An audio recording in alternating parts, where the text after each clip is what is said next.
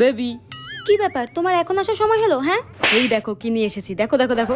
হুম, আজকে তো rose day, তুমি হাতে করে একটা গোলাপ একটা রোজ নিয়ে আসতে পারলে না? হ্যাঁ, এটা কি নিয়ে এসেছো? বেবি, তুমি এটা কি কথা বলছো? হ্যাঁ, তুমি আমার একমাত্র বিয়ে করা বউ, তোমার জন্য আমি একটা গোলাপ এনে দিতে পারি? তাই তো তোমার জন্য আমি 1000 গোলাপের সুগন্ধওয়ালা লাক্স সাবান এনে দিলাম।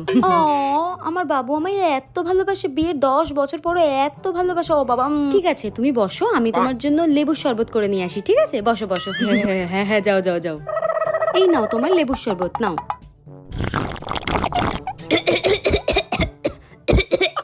গলা বুক জ্বলে গেল। এটা কিসের শরবত? কি কি দিয়ে বানিয়েছো এটা? এ মা, আমি তোমার জন্য একটা লেবুর শরবত করে দিতে পারি বলো? তুমি আমার জন্য 1000 গোলাপের সুগন্ধওয়ালা লাক্স সাবান এনে দিলে, তাই তো আমি তোমার জন্য 1000 লেবুর শক্তিওয়ালা ভিমবার সাবান গুলে তোমার জন্য লেবুর শরবত করে দিয়েছি।